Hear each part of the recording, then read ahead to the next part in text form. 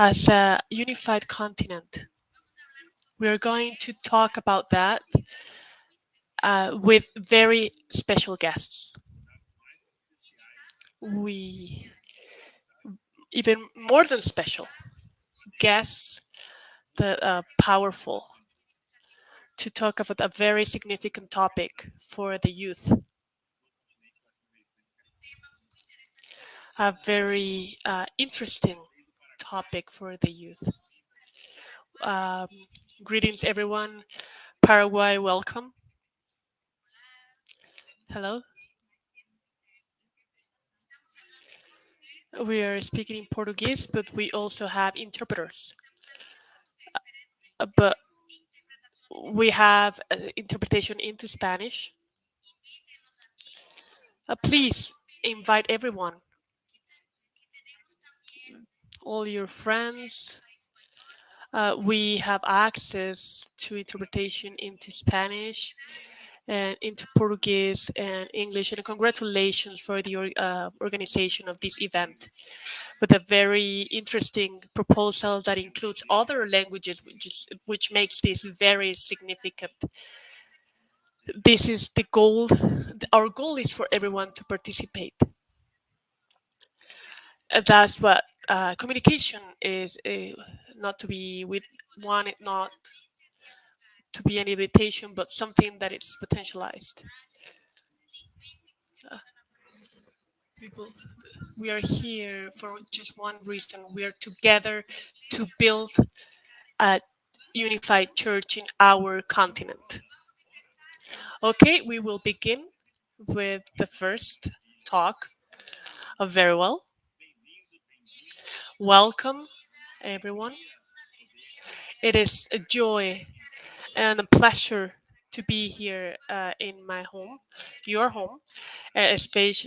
This is a space for everyone. I'm Joachim from Brasilia, and I'm part of the listening committee of the assembly who is getting prepared for this event to listen to the people of God. And that's the idea of tonight.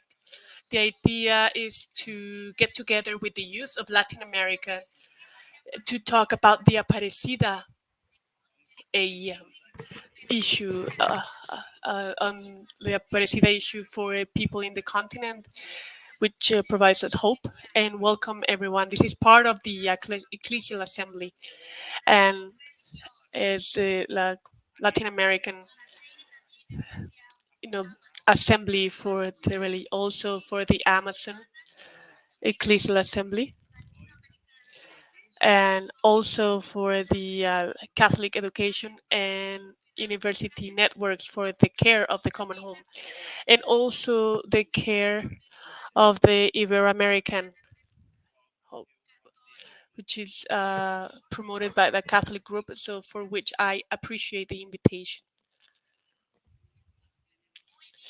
Very well. I see many people working together. It is a pleasure to see something like that. We also know that after the Synod of the Bishops, that Pope Francis has presented to us the Apostolic Exhortation, which is a document that is addressed especially to the youth, aim at our actions and how we want to grow, how we want to make our church grow, not only the youth, but also with the support of the entire people of God, working together for the youth. And that's the reason we are here today together. So we can talk about that exhortation and the Aparecida document that is thought for everyone to discuss together about it, and towards the Ecclesial Assembly of that it will be celebrating, that will take place this year. And we are here to collaborate, to build together all of this that is going to be taken to that Ecclesial Assembly. So for that, we have special guests. These are guests that are present in the execution of this, and that make a difference. I'm going to present to you and he is with us today tonight. And we're going to divide that experience, his knowledge. So welcome, David Rodrigues Silva, who is a graduate student of the University of Paso Honda, specialist in youth by the Faculty of Philosophy and Theology. He is a specialist in the youth, actually. He was the National Secretary of the Youth Pastoral in 2017, 2018, 2019, and he is the delegate of the synodal meeting in March of 2020. Welcome, Ricardo Alvarenga, who's a doctor, holds a PhD in social communication, and here in Brazil for the youth, and he is with us today. And also welcome Igor Bastos, who is part of the World Catholic movement for the climate, and who also speaks Portuguese. He has worked for human rights, peace, justice, but and also works with the youth, national youth in Brazil. And in his last year, he has participated in movements in the fight for the world, for the earth, and in the Franciscan ecology movement and solidarity. He's also collaborating with initiatives in the UN and the Franciscans at the Franciscus International in Geneva. He holds a bachelor in civil engineering. So these are young people who act in different areas and who will be talking with us towards the Ecclesial Assembly. Welcome, David. Welcome, Davi. Thank you. Uh, Good evening. First of all, I would like to begin by thanking you for this invitation. It is a pleasure and a joy to be here with you today. I am happy about this topic, the idea of sharing ideas towards this assembly conference, but for us to share our opinions, our point of view from our area, from our perspective. I would like to kindly ask if by any chance I go, past my time assigned. Please stop me so that we can, you know, finish on time. Yeah, nothing else is scheduled, but please, if I go beyond my time, let me know. I am speaking from Porto Alegre, which is in the south of Brazil. I am from Paso Fundo, and I've been here for over a year and a half. I'm still adapting. It is a big city, and I speak on behalf of the youth pastoral. I was a secretary there, so through in my trajectory, I share this space, and I am not speaking on behalf of the pastoral, but what I am talking about is from my experience in this context, and which is something that I learned from. I was invited today to let you know, to share with you in 10 minutes a little bit of the Apostolic Exhortation Christus vivit, and I believe and I think that it's a great challenge because this exhortation, it is quite rich. It is a fruit of the synodal process. It is the fruit of a large, long debate and a long day of the discussion of experts, and it is a fruit of the prayer of Pope Francis, who put together that text and who in 300 paragraphs, and I cannot submit or I cannot present to you all of them. So when I thought, I even prayed, what could I share with you today? what could be the focus, the heart of this presentation? So I went to the reading of the text in order for me to find the essence, the core message of today. And basically, it is the first paragraph. At the end, Pope Francis said, uh, Christ lives, Christ is alive, and he continues to live on. So from there, I was based in to speak. So Christ is alive. So if we think about this, that Christ is alive, so what is who is this text addressing? Well, entire humanity, the Christians. So how many Christians there are? Who is the Pope addressing? Who is he saying these words to? And the Latin American continent is the one who gathers most of the Catholic in the world. So the a survey shows that 39% of the Catholics live in Latin America. So this message has is a very fertile soil.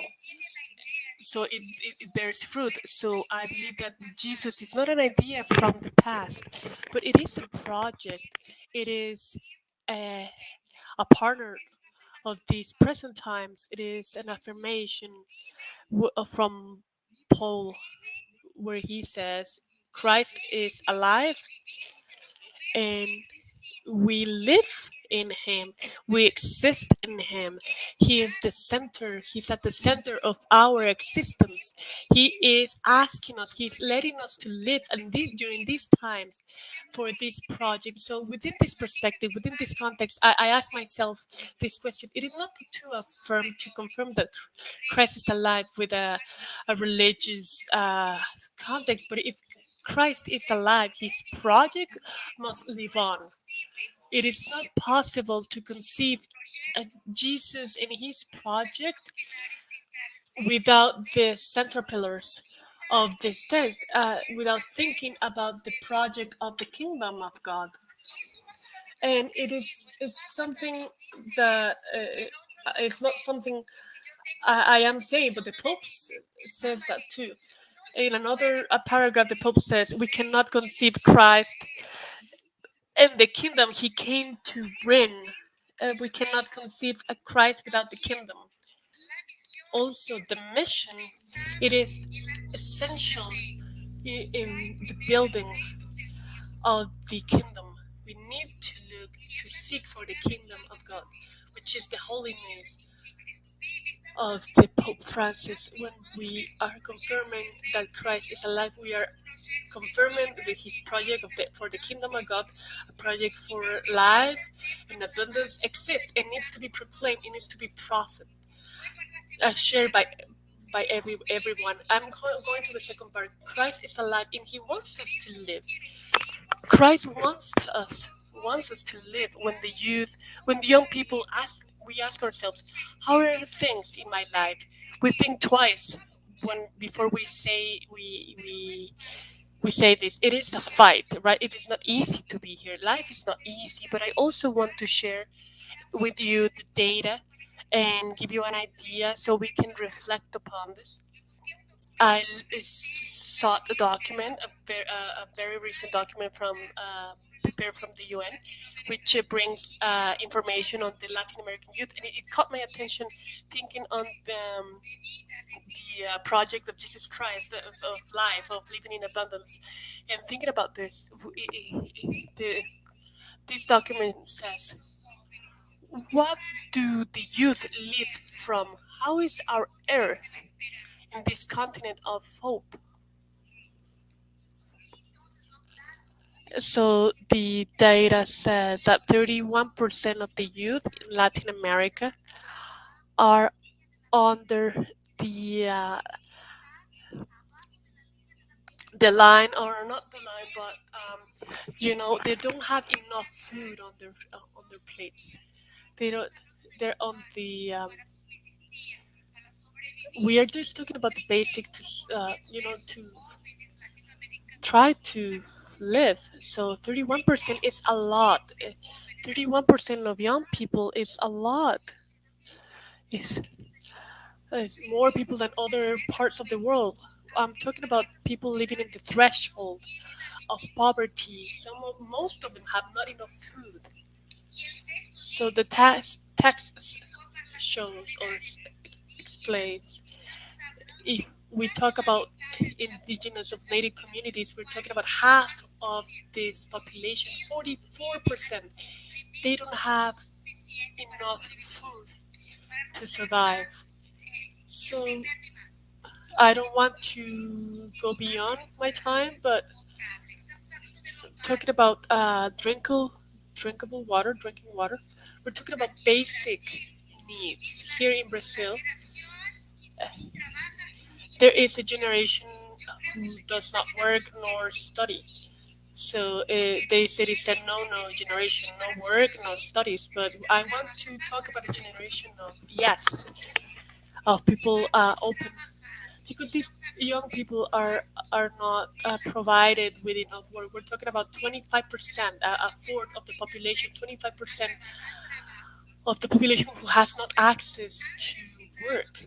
These young people are being brutally killed. I have the data with me for Brazil, people in Brazil.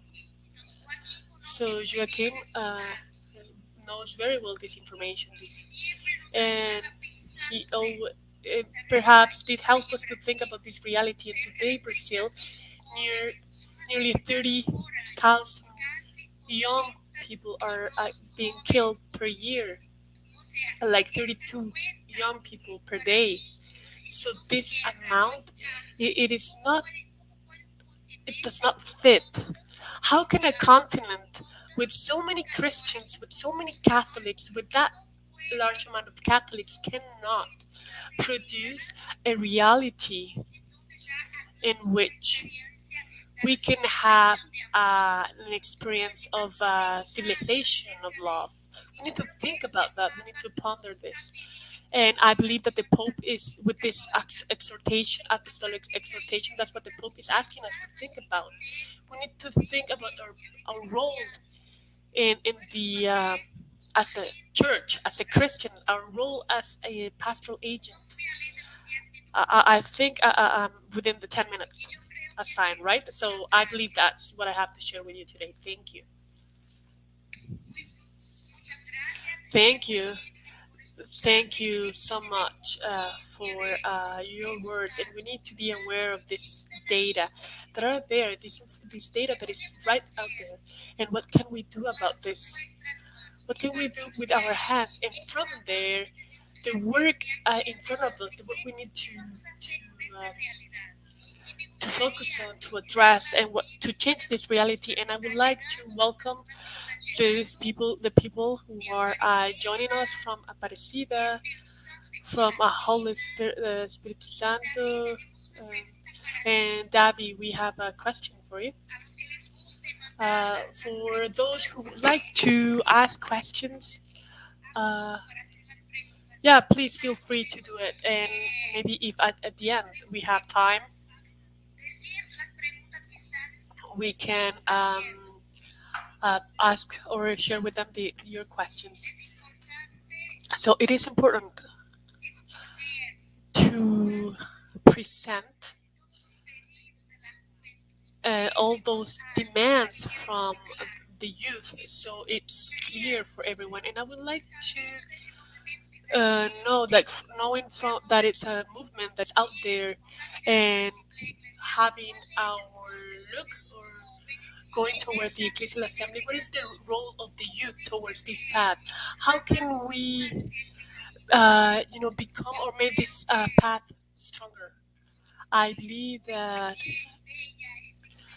it's a very that synodal experience was quite beautiful. The Pope is showing to us showing to us that time is bigger than time. It transcends what we see and what we can touch. We can touch like how these ideas go beyond the a core idea that Pope is sharing with us today, and I feel like it's the heart of this ecclesial movement, and what he wants to show to us is synodality, is to work together. I believe that that is essential. And I went to Rome, and for me it is very symbolic because I am a young person who have a poor young person. I was invited to this process because Pope Francis sent the invitation out, and because he invited us and he paid for us to go there because he believes in this process. So it is not only to listen to the young people, but also to create a space for that listening and to place that listening, not only to listen, but to provide solutions so we can work together, so we can uh, create a path together to create concrete conditions, and from there, concrete situations, and from there, listen and respect what we are hearing from others. And the second aspect of this, God is speaking through the young people, through the youth. The divine person is expressing through the youth, it's being expressed through the youth. It doesn't mean he's only speaking through young people, but he also speaks to them, not through them, but also to them. And it is important that everyone can be open to listen to the young people. The youth has a seed of a prophetic voice. So this Latin America Youth Pastoral does not have any other name, but it's not the civilization of love. It is there. The love is there, and our experience, and that is our mission. How wonderful, Davi. It's been so good listening to you. The kingdom is coming out of your words. The civilization of love, it's becoming stronger with your words, with your look, with your perspective, and with the reality, with the real reality that you are sharing with us in you being a witness, and your testimony can strengthen and motivate others that need those who need to be seen and who need to look under this perspective. And I would like to continue this conversation with Ricardo Alvarenga. Welcome. Thank you, Joaquim.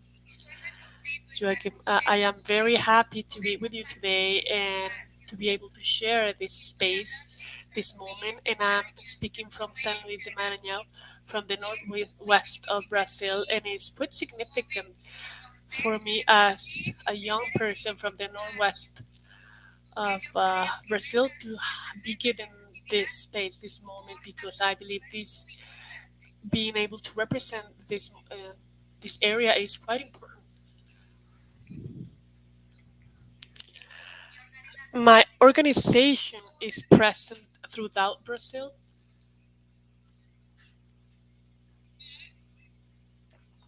and and I am very happy for being here today.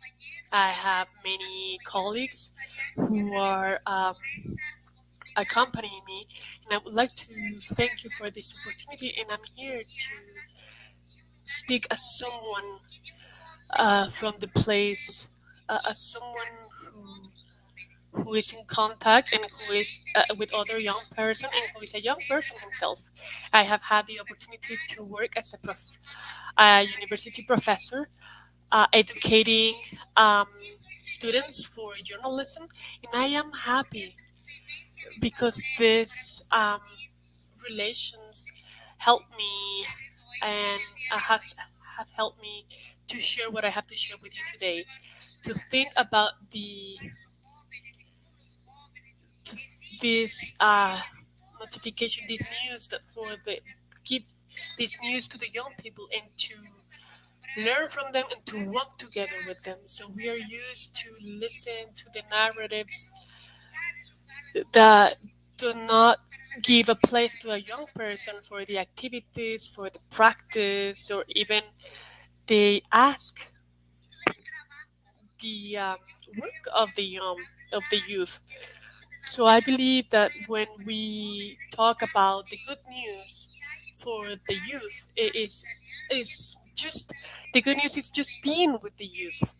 And I believe that a comment from Galeano is this: the first condition to know reality is to learn about it. We do not want to change it, but in order to communicate, to announce, and proclaim the good news, it is important for us to know, to learn about the youth, to learn and understand them. And we're not talking about just one youth, we're talking about um, the youth plural of many young people, and it is essential. And the Pope it made it very clear that the awareness, when we talk about youth, when he writes this apost- apostolic letter, which is inspiring us today, and in this movement of evangelization and proclamation of the good news to the youth, we need it reference the transformation processes that we're going through, which is, as we know, the society is going through a revolution process. What's happening? Well, they are using the technologies as a professional in the communication area. We cannot stop talking about inequalities that the use of technologies. Yep, uh, we're talking about the access to communication technology, and we can learn about its diversity, but from a notebook or a computer or even an earphone. All of this is quite expensive. All these things are very expensive, and the reality is very difficult. Not only in Brazil, but in the rest, throughout the rest of the world. So how can we talk about a social transformation if we don't give the conditions for those young people to be able to be protagonists of this transformation, of this process of transformation? So there is a need for the institutions to open spaces to listen to the youth and provide conditions for them to be listened. And today, there is a huge gap.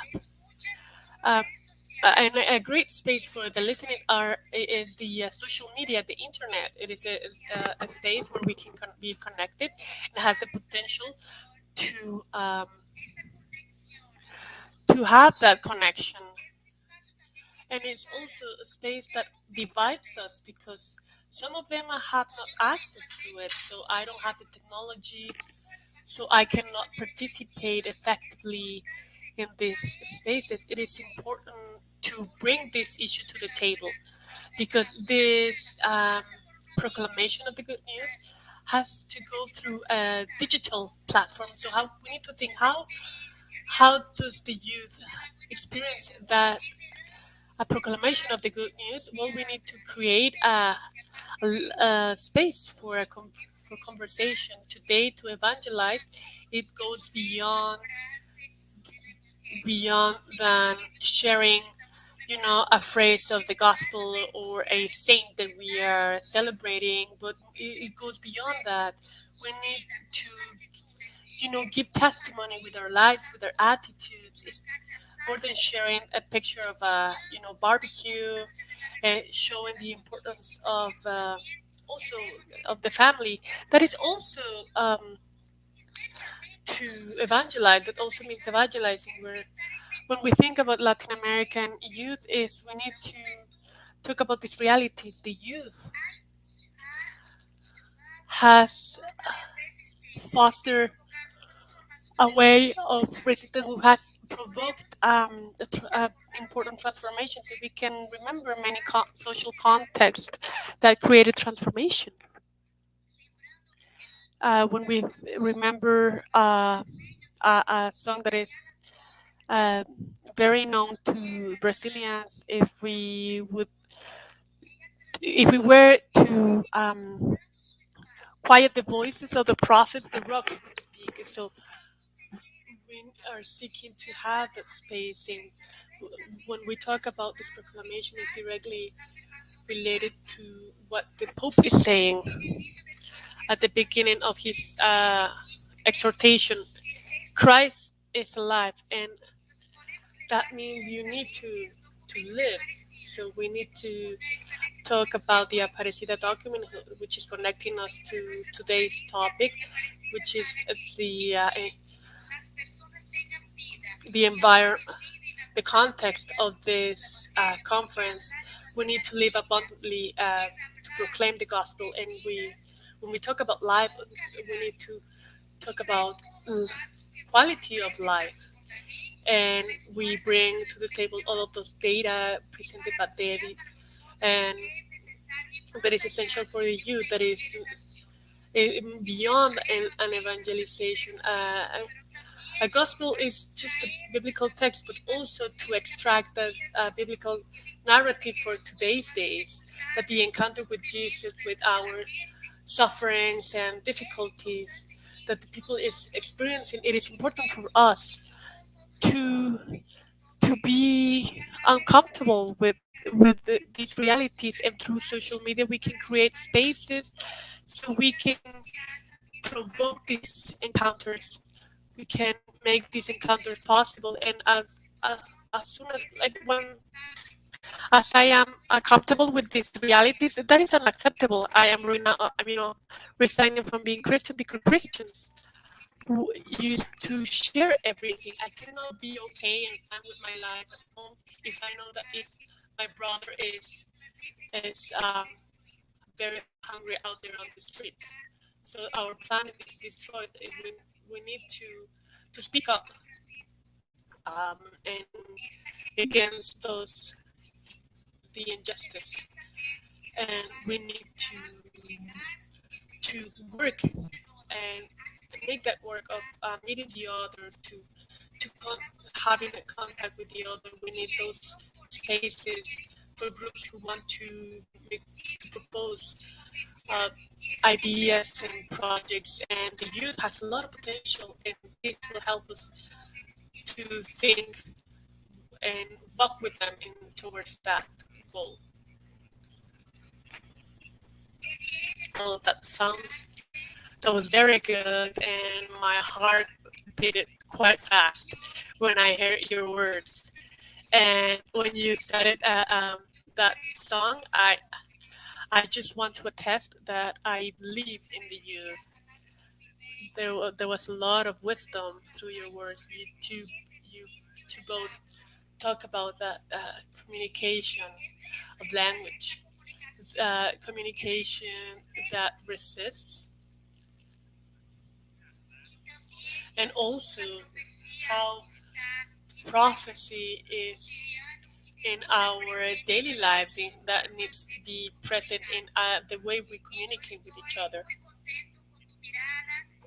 And I am very happy with your perspective, with your vision, and how it inspires this today's topic, today's conversation. And I actually have a question. What do you consider? How do you think the youth is helping to live the faith with these communication spaces that are present in Latin America? That's an excellent question.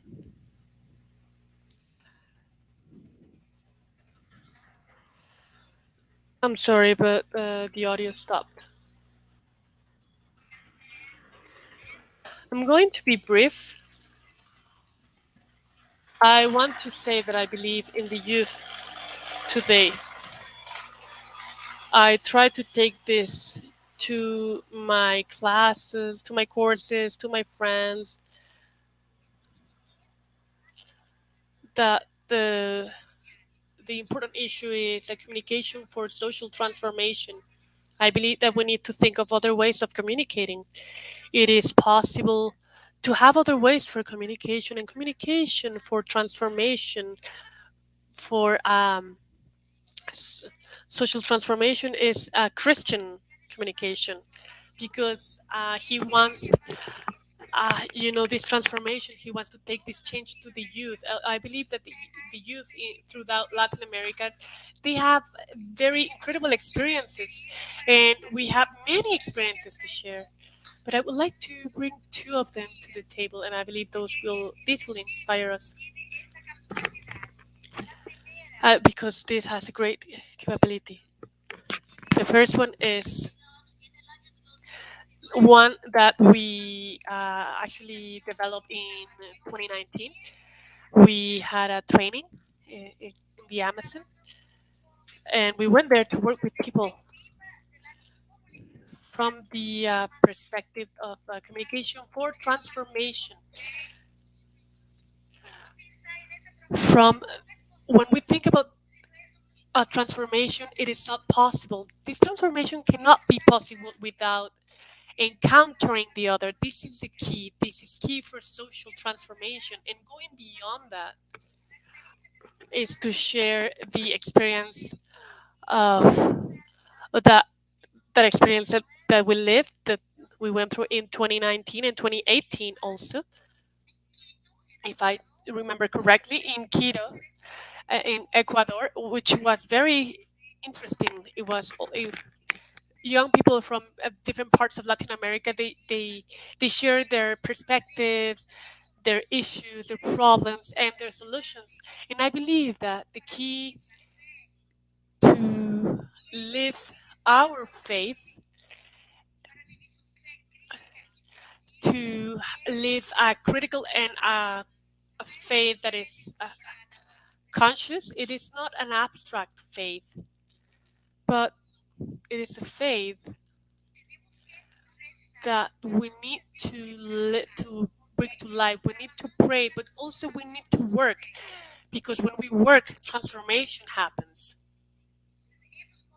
So those movements and transformation have shown that living our faith is going beyond, all over and beyond. And when we have an encounter, when we meet others, we live our faith and we start the transformation. So at least the young people here, we're trying to support each other, and we are in conversation with the media, and I'm very happy. And as a communicologist, I'm very, very happy with what you're sharing with us, because we know that there is a lot for us to do. There is yet a lot to do. And thank you very much, Ricardo. And I want to invite Igor Bastos so he can share with us the care for the common home.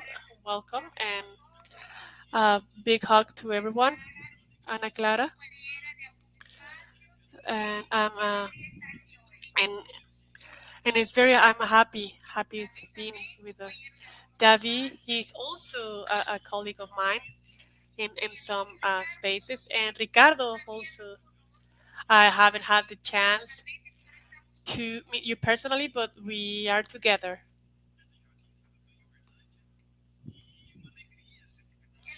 It is a joy being here today to talk about this very special issue of the care for creation in Latin America from the Aparecida document, and accept that challenge, this 10-minute challenge. 10 minutes, but we know there is content enough for many, many hours.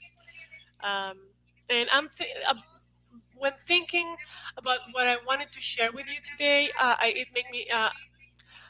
it made me think or focus on two aspects. The first one is the dimension, is to talk to you a little bit about the Aparecida document. What does this document tell us? What it tells us is that we're going through difficult times, these challenges that we are facing at this moment. And the second aspect, the second element, is to address this document, the Aparecida document, as a process for building the kingdom of God. And as Davi has already shared with us, that the document bear fruit when put together or when placed in a context that when we talk in a concept of collaborative work. And that's the first point or item that I would like to focus on today. I would like to focus on several of this, but it gives us the impression that the document was written today because of the context we are living on. So the first one is ecology, especially especially on defense of protection of the Amazon with the climate change. And we also want to put in today's context, we can see the description or the story on the climate change, the crisis that we have experienced, and the importance of the Amazon region for the global climate. So, within that context, that brings us or takes us to the second point, which is our preference for the poor. Because our faith, um, if it's not embraced, it dies, and that preference for the poor, well, we need to embrace this because this is a region, a continent that has suffered a lot because of the pandemic. We have suffered in different areas, the economic area, the social area, unemployment also. So within that context that we are going through, it is important to listen to this voice, to give the preference for the poor. And the real freedom i- is related or is in direct relation with social inequalities. And another item that or issue that I feel that is important, which is related, goes to the Aparecida document, is democracy in politics. For those who are with us from Brazil, it is not necessary to cite, to the what we're going through, these attacks to democracy. But what about other countries in Latin America? It is important that we protect our democracy and politics. This anti-politics movement. How many of us in our communities, in our groups, are facing that challenge? And politics in in a moment that is that is growing in a point where young people are braver and are up for that challenge. They want to respond to that challenge. So within that context, we can find it actually in the Aparecida document. And a second vision is to see that document as a project for the building of the kingdom of God. So some actions that are happening within the church, this live church that is present in society, which is part of this, is within the context of the pontificate of Pope Francis. When we go back to 2014, when that encounter first happened, Pope Francis gave us a sign which was very important and which is very significant to us when we seek for solutions for the crisis that we're facing. It is important to seek for solutions together with the movements that we have built throughout the years. It is important to know and to learn about the role of these popular movements. And the second encounter happened in 2015, took place in 2015, and I participated there. So Pope Francis again brought to us a message of the three T's of work, and to have a place to live, and it's something that is destroys us and that kills us, and it is also teaching us that solutions are built together with those movements, a church that is walking together with the people. So it is a process, a construction process. So it is important for that to cite, to stress on the importance of the Amazon Synod, of the listening of the Amazon region, and Pope Francis talks about the peoples in that region and tries to, for everyone to listen the cry of those people within a moment that is so important for the church, and I believe many participated in that, which is the economy, in which Pope Francis is calling us to rethink on how, the way we are organizing economically, mainly the youth, to put the youth first, on the front line of that listening process, and it is very important,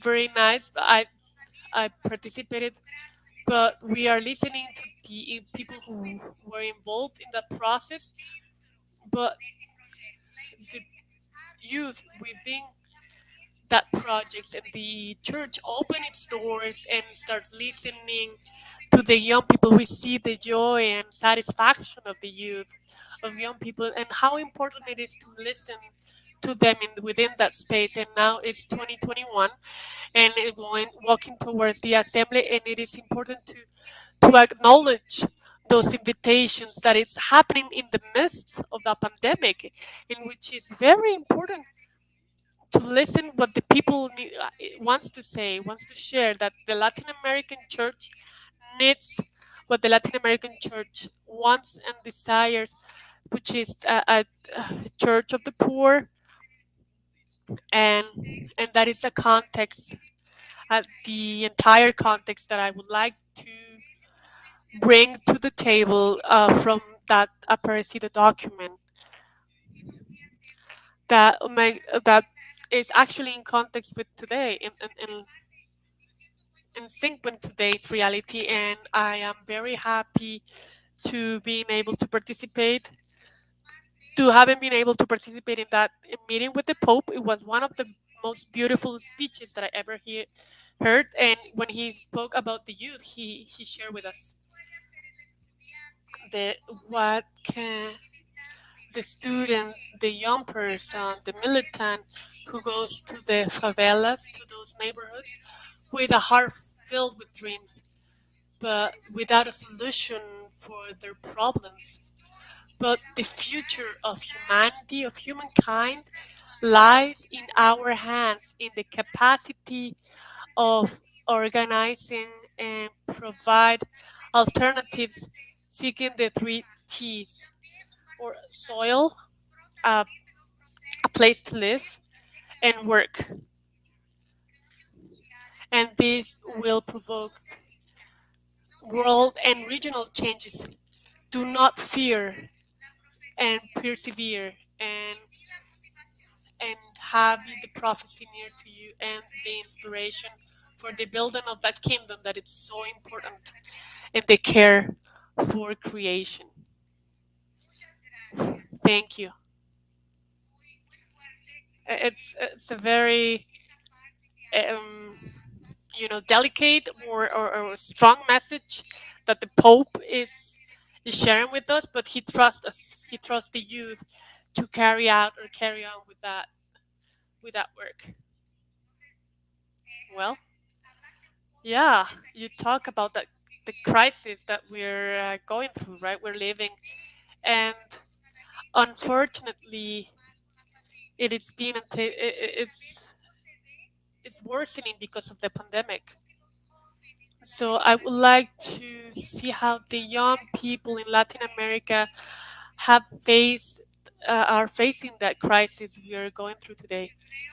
I feel like this question is connected to what Davi already mentioned, which is the reality of today's youth, which unfortunately, with this crisis that we are going through, the tendency is to grow because it is a generation of young people who are being harmed, maybe in the education, in the essential design, a youth that is suffering, and that suffering probably is going to be prolonged. So these young persons are going to graduate from school, but there aren't enough jobs.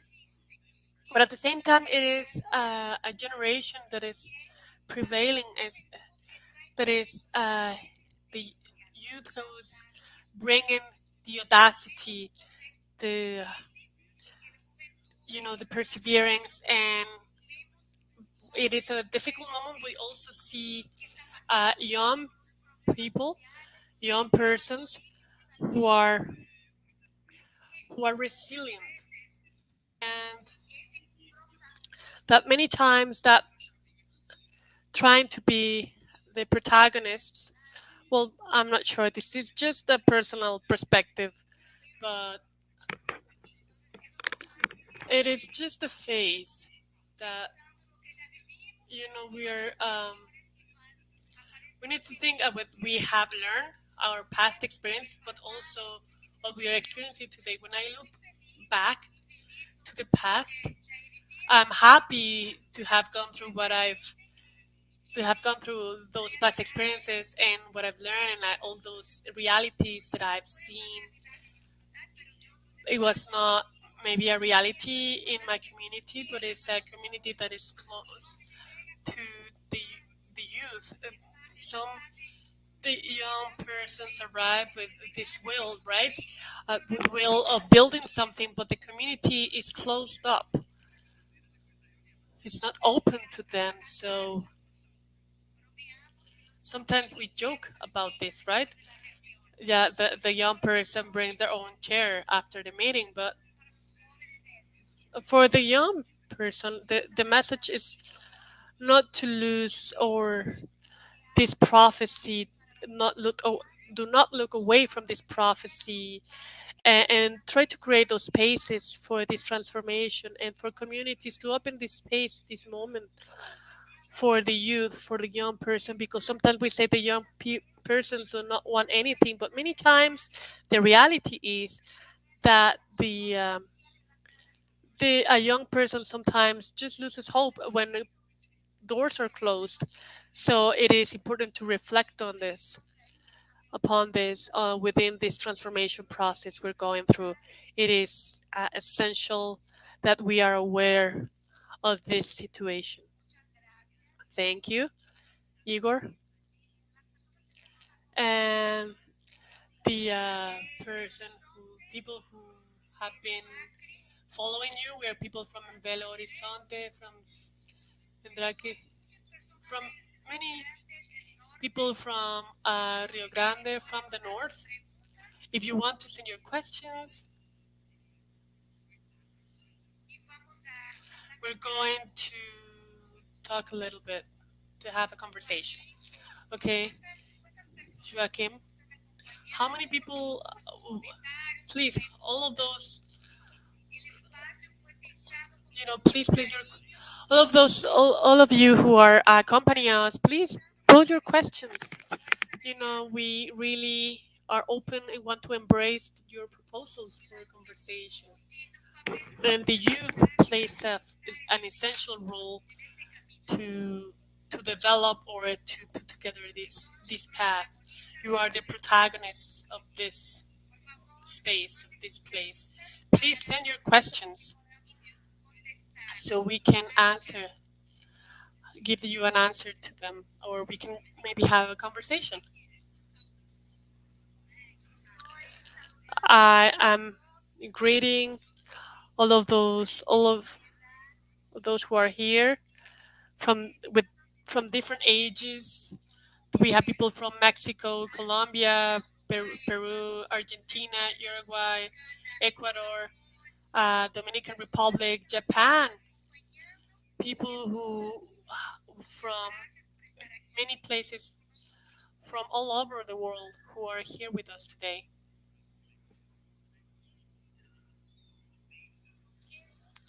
It is a pleasure to know and to learn. All what is possible for the construction of the kingdom. I want to give you a big hug for all of you who are with us tonight. I had the task of you know kind of putting together a summary of everything that's been shared. So good luck. Okay, they talked about that they had 10 minutes to share with us a brief summary. And I would like to say that I am very happy, I'm very pleased, because everything that you brought to the table, everything that you share with us. And for those of you who are not in Brazil, youth, it is considered until 29. Those of you who are near the 30s, get ready. You are not considered youth. But what I would like to say to you today is to, establish a connection between Maranhão, Porto Alegre, and these three states where these speakers live. So we would like to kind of make a connection of the taste of those regions, and I believe that your the presentation of these three young people who are here with us today, who surprised us, who with their presentation, they are showing us, you know, they say we cannot forget about the prophecy. And I feel like through these difficult times that society is going through, you bring different perspectives to the table. The need for the young people's voice to be heard, especially in these realities. You know, young persons from the peripheries, though you can voice out their needs, and they can be shared throughout the world. That they can every even more, and every day even more they can go as a youth going forth. We can have a youth going forward, and we have talked about this at this encounter, these meetings with Islam. And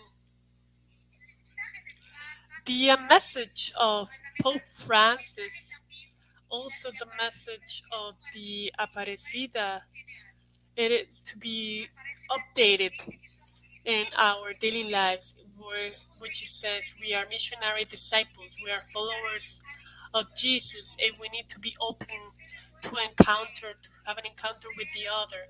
And what these young people share with us is we need to be at the service of the other, because the best education is the education to be at service of others. When Francisco speaks about in Fratelli Tutti and Laudato Si, we need to be at the service of others. What Davi brought to us today was that relation of the Pope, and I shared at the Synod for the Amazon.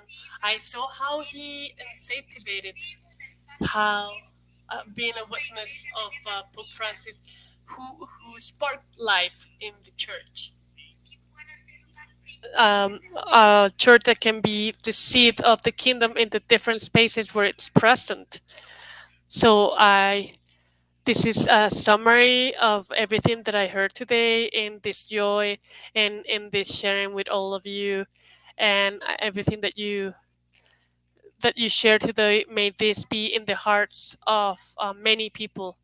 So was the mission accomplished? I feel so. So we got some questions from people accompanying us today, and I would like to just pose two questions that so those two of the questions that we received, and one is how the parishes and dioceses can help and aid those who have a need or are having difficulties in organizing themselves. Some structures that are already formed or configured, how can they help the young person, the youth, to organize those young people who feel not capable of facing those their problems and difficulties that we're going through today, mainly the climate change crisis.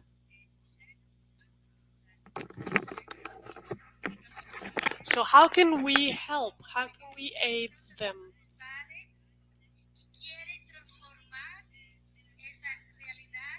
Those young person who would like to transform that reality, how can we help them or get organized? Those who want to help but don't know how to, they feel not capable of doing it.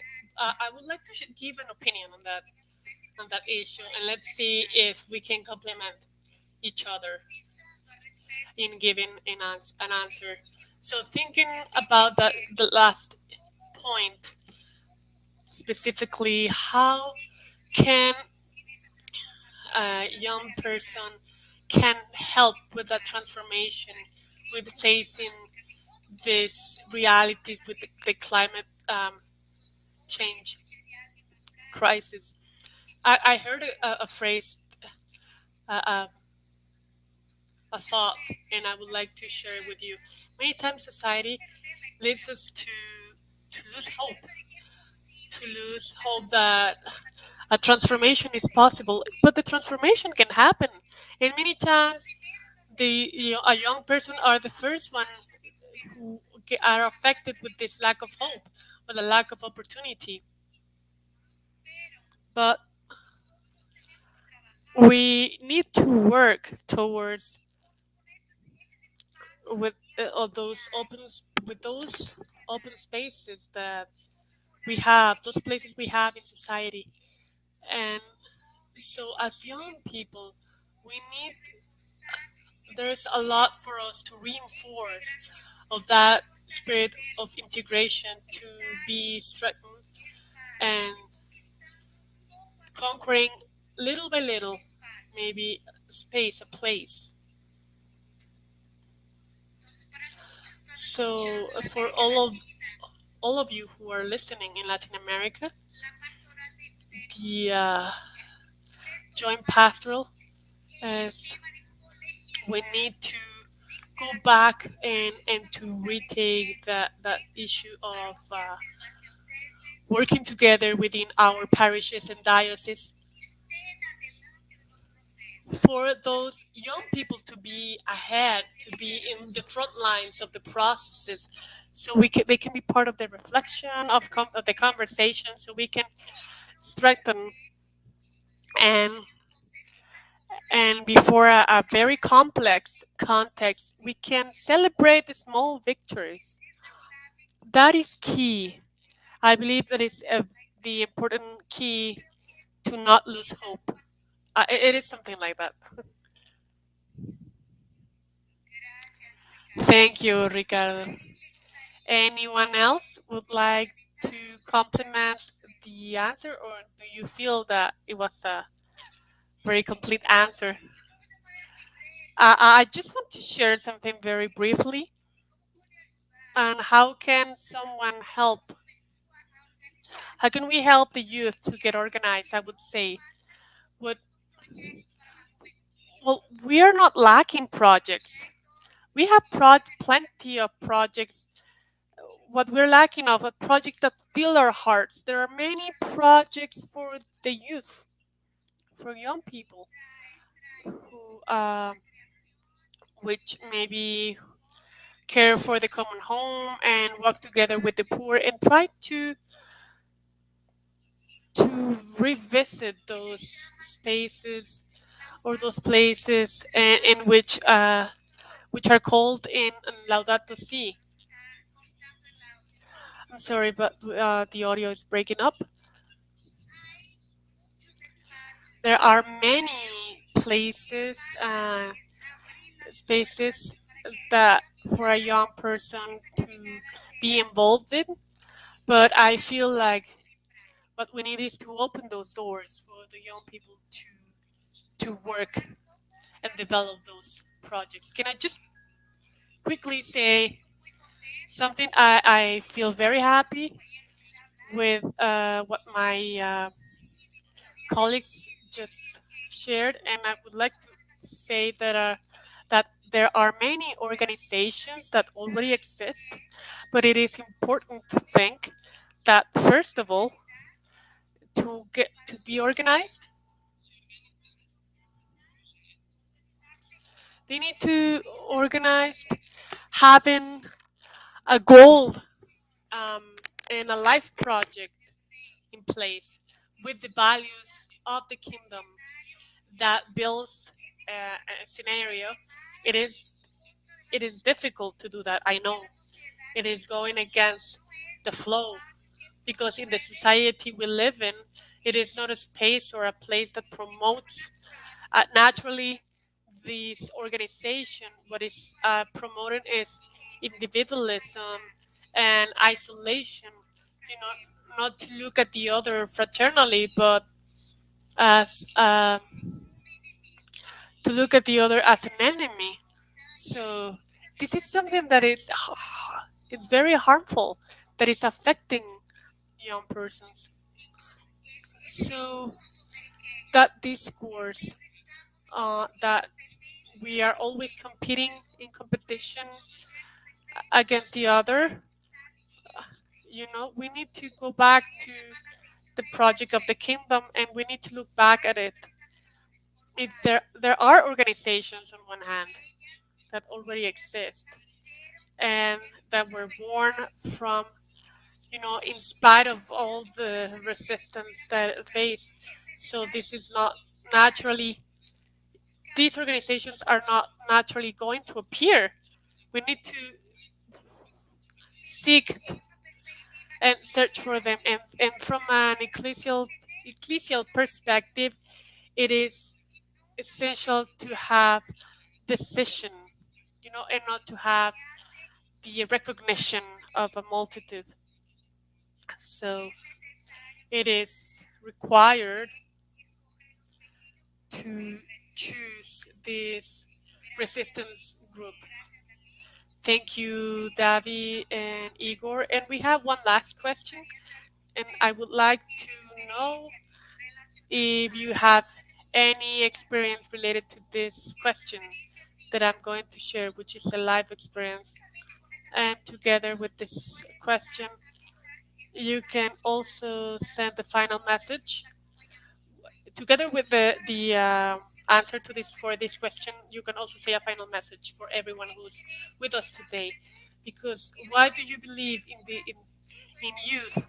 I am happy and I am certain, and I know that it's important that it's important to have people who are not young but that are here, because we need everyone. And the question is, and then remember, just to give you a final message at the end, how to establish a relationship of friendship and solidarity, because we had from people in urban areas and rural or areas or on the peripheries. So when we talk about the youth, well, we need to contemplate different realities of this youth. So we have two different youths per se: youth living in urban areas and youth living in rural areas or peripheries. So can anyone share? Would like to share?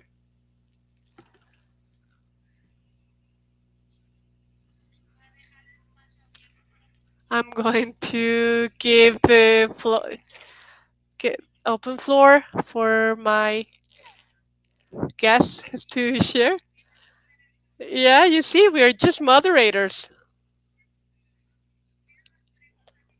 Yeah, I saw. I looked at these different questions and I was like, oh, I was so happy that I'm just a moderator. I don't need to answer this. I feel, or I think that the question is more towards beauty and joy. Maybe that's very subjective. Is we need to learn and establish a relationship with the other, the different youths. We cannot. Well, we cannot say there's only one youth. We need to go beyond that. We need to be aware that there are two realities, and we need to take the entire Latin America into consideration. And these questions are essential to understand this situation that this specific young person is is living in, whether man or woman. Those living in the peripheries, I would like to say to them, with my experience, as it is an experience of deep joy, of deep source of life, of many friends. I have friends all over Brazil and from different movements. So I believe that experience of learning about others, being in contact about others that are different than me, I believe that we need to be open to them, to be there for them, and have a more human contact. So that what makes me a young and happy, a happy young person. And to finish, I would like to read a fragment or a phrase of the civilization of love.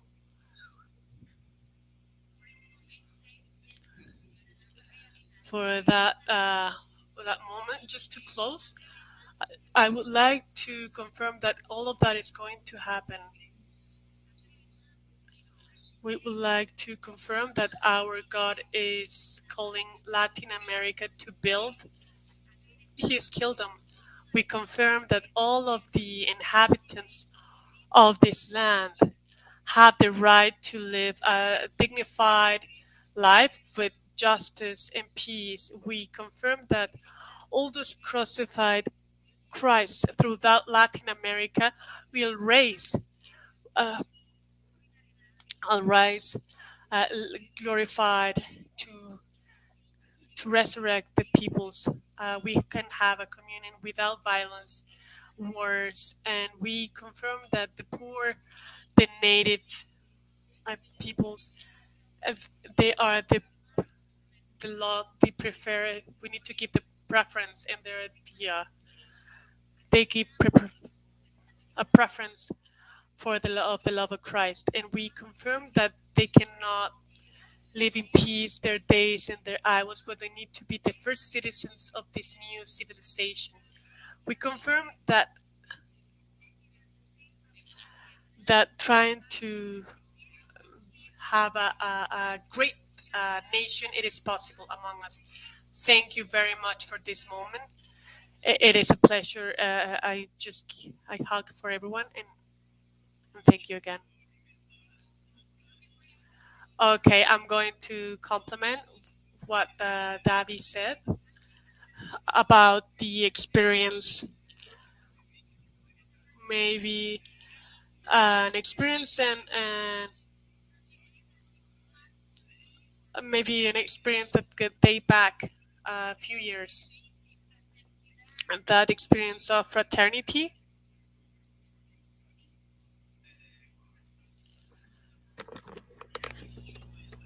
and together with the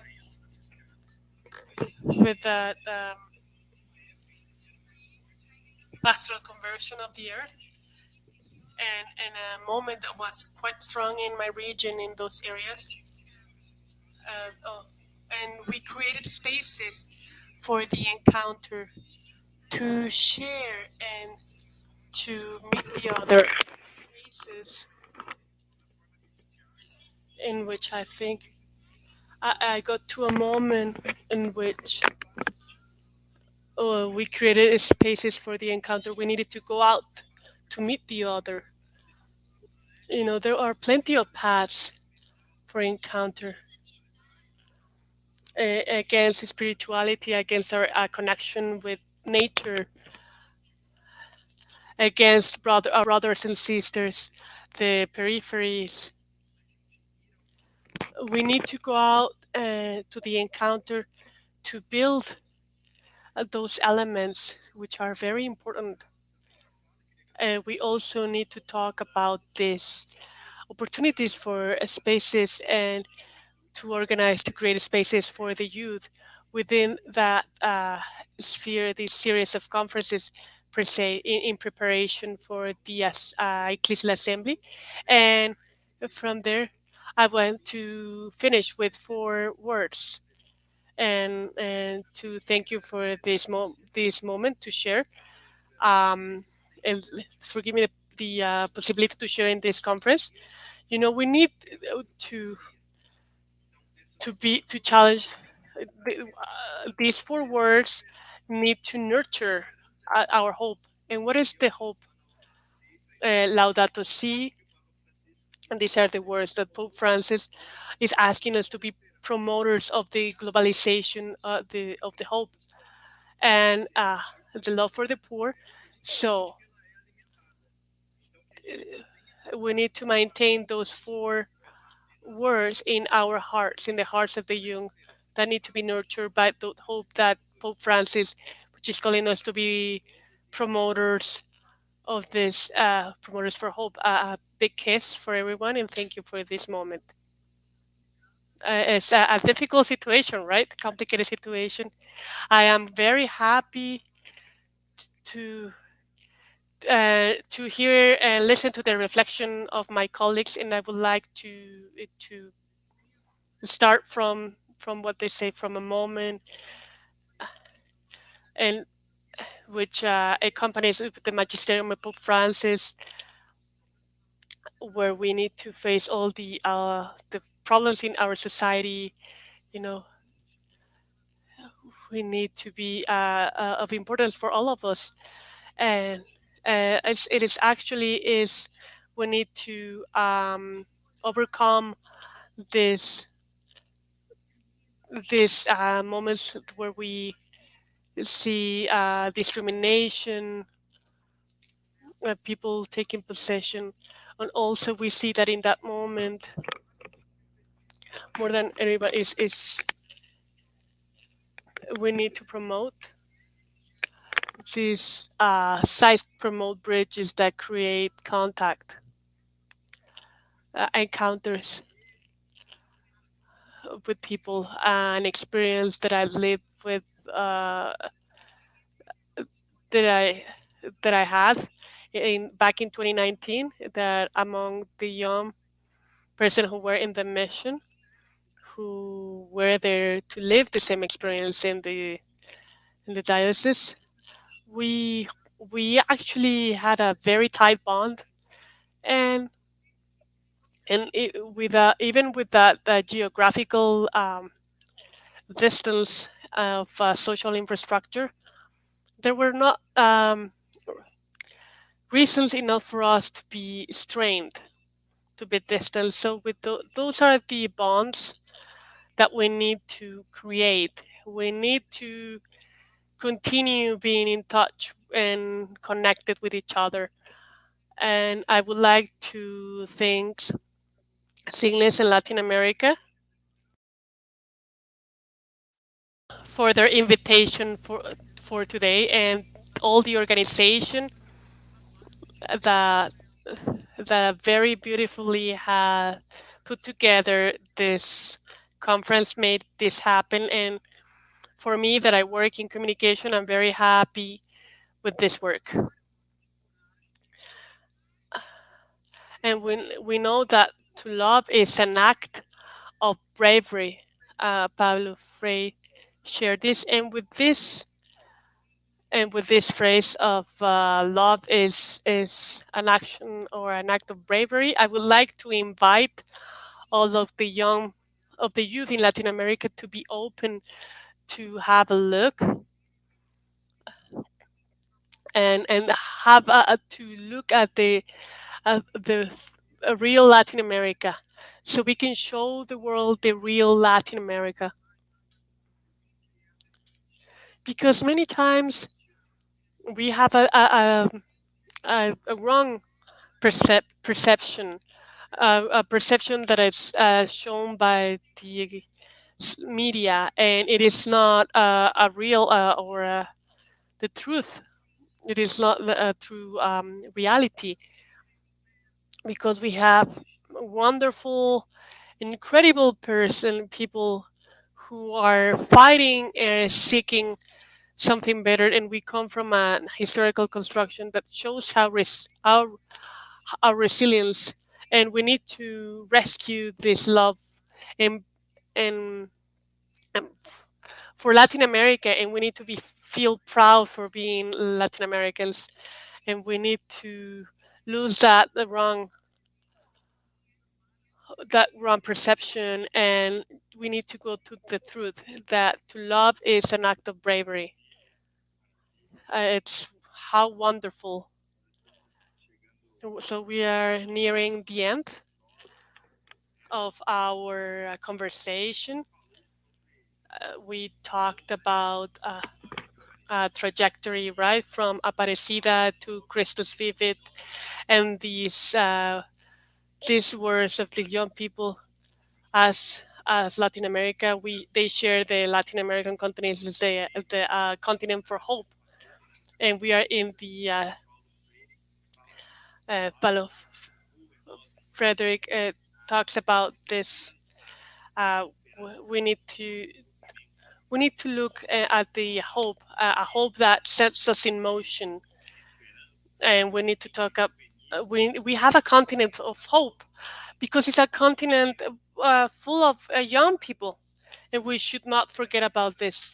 It's something that is materialized very significantly in the heart of this world of many young person, men and women.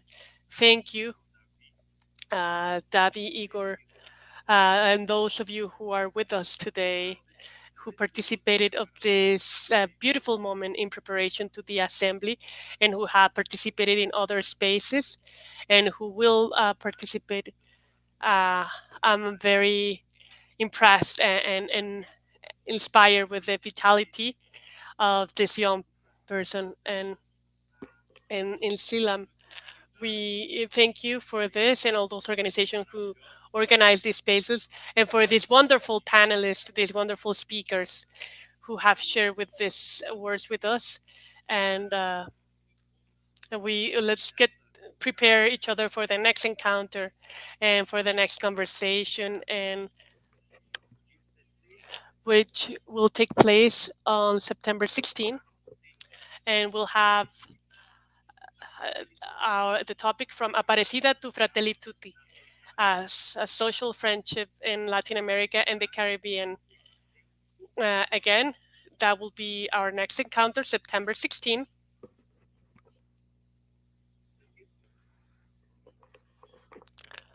I'm sorry, but we're having difficulties. The video has paused. Okay, to finish the invitation of Joachim, again, September 16, we will have our next conversation a space for conversation, and all of you who would like to learn about this, they need to go to. You can visit the Ecclesial Assembly website. You can participate individually or in a group. You can access have access to it. We will share with you links in through Facebook and um, oh, I'm sorry, Joachim just left. But thank you very much. You can also go to the assembleaeclesial.lat website. It, Thank you again for this conversation. It energized me, it gave me hope and inspired me to continue with this, to resist and to fight for the youth. And and thank you for those who were with us from many places from Brazil and Latin America.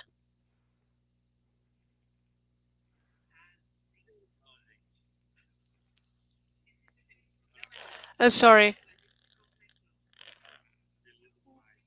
we were able to finish. Thank you. I wanted to leave you with uh, from Don Pedro, who was a bishop, a Spanish bishop who lived in interior in Brazil, caring for the poor. In his memory, I would like to share. He shared a poem. He a prayer that says the